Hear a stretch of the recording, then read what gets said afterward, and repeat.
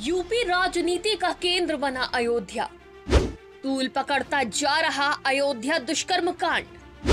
अयोध्या दुष्कर्म मामला राजनीति में बना तुरुप का इक्का। बुलडोजर एक्शन से लेकर नेता और प्रतिनिधि मंडल का लगा अयोध्या में जमावड़ा। सिर्फ अयोध्या रेप पीड़िता से भाजपा को इतनी हमदर्दी क्यों? देखो, हम राम को ही लाते नहीं है। रेडी और व्यापारी की सुरक्षा के लिए खतरा जो बनता है उसका राम नाम सत्य भी करवा देते हैं। यानी सद्भावना, अब इनके लिए सद्भावना ट्रेन चलाएंगे, इनके लिए बुलेट ट्रेन चलेगी। और उनका लक्ष्य पहले दिन से रहा है कि समाजवादियों को कैसे बदनाम किया जाए। मुसलमानों को लेकर के उनकी जो सोच है वो अनडेमोक्रेटिक है, अनकॉन्स्टिट्यूशनल है।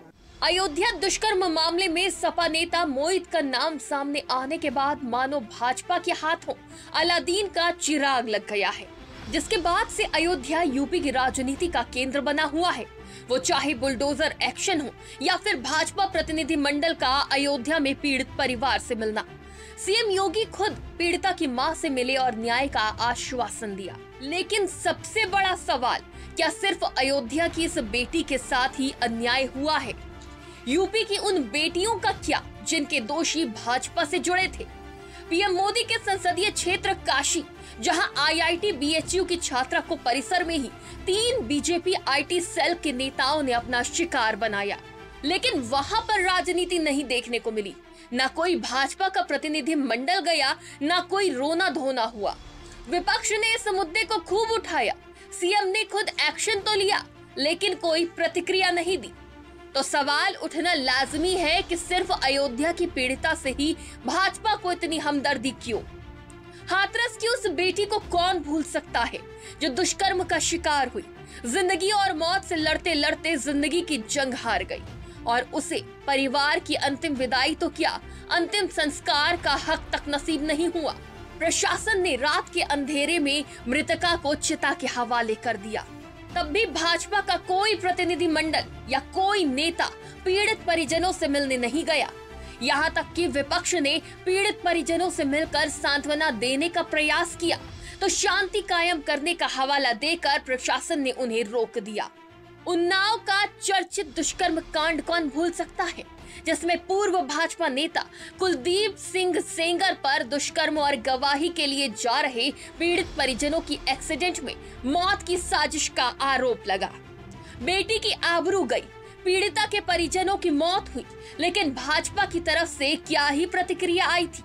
और न जाने दुष्कर्म और हत्या के ऐसे कई मामले बीते 7 सालों में सामने आए, जो कई महीनों तक सुर्खियों में बने रहे, लेकिन भाजपा की तरफ से ऐसी प्रतिक्रिया या एक्शन नहीं देखने को मिला जैसा अयोध्या मामले पर देखने को मिल रहा है।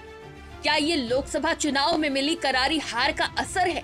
क्योंकि जिस सीट को हारने का दुस्वप्न भाजपा ने कभी देखा ही नहीं था, जिस राम मंदिर स्थापना के सहारे भाजपा 400 सीटें जीतने का दम भर रही थी, उस हार ने भाजपा को एक तगड़ा झटका दिया है और विपक्ष को यूपी में मजबूत कर दिया है।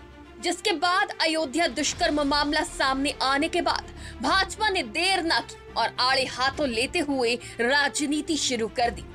इस मामले में राजनीतिक तड़का लगाया निषाद पार्टी के राष्ट्रीय अध्यक्ष और एनडीए के सदस्य संजय निषाद ने, जब वो पीड़िता के परिजनों से मिलने के बाद भावुक होकर रोने लगे और सपा प्रमुख अखिलेश यादव पर सपा नेता मोहित को संरक्षण देने का आरोप लगाते हुए फांसी होने तक प्रदर्शन की बात कह डाली। लेकिन सबकी नजरें संजय निषाद के घड़ियाली आंसू पर रही। पीड़िता के न्याय दिलाने के लिए मैंने सदन में आवाज उठाई। जैसे मेरे समाज के लोग, मेरी पार्टी के लोग, जिस दिन पता चला उसी दिन से खड़े हैं और अंतिम तक, जब तक उसे फांसी पर नहीं लटका देंगे तब तक डॉक्टर संजय उसके लिए लड़ाई लड़ेंगे। आज मैं सदन में आवाज़ उठाया। मैं मुख्यमंत्री जी को धन्यवाद दूंगा कि उन्होंने मेरी आवाज़ को सदन में इस ढंग से उठाया और कार्रवाई की। वो लोग जेल गए और आज उनके ऊपर और कार्रवाई हुई। बस इतनी उम्मीद रखता हूँ कि मैं अपने समुदाय का किस तरीके से उनका सुरक्षा दे सकता हूँ। अपने समाज मैं नहीं होने देना चाहता हूँ। भारतीय जनता पार्टी साजिश, चुनाव से पहले भारतीय जनता पार्टी षड्यंत्र करना चाहती है चुनाव से पहले, और उनका लक्ष्य पहले दिन से रहा है कि समाजवादियों को कैसे बदनाम किया जाए और खास कर के मुसलमानों को लेकर के उनकी जो सोच है वो अनडेमोक्रेटिक है, अनकॉन्स्टिट्यूशनल है। ये सोचिए एक मुख्यमंत्री योगी, तो इसका मतलब ये है कि अगर कोई योगी अगर वो लोकतंत्र पर भरोसा नहीं करता है और कॉन्स्टिट्यूशन पर भरोसा नहीं करता, वो योगी नहीं हो सकता है। उधर सपा नेता मोहित के परिवार की भी प्रतिक्रिया सामने आ गई है, जिसमें वो मोहित को फंसाने और इस मामले को राजनीतिक रूप देकर तूल देने का आरोप लगा रहे हैं।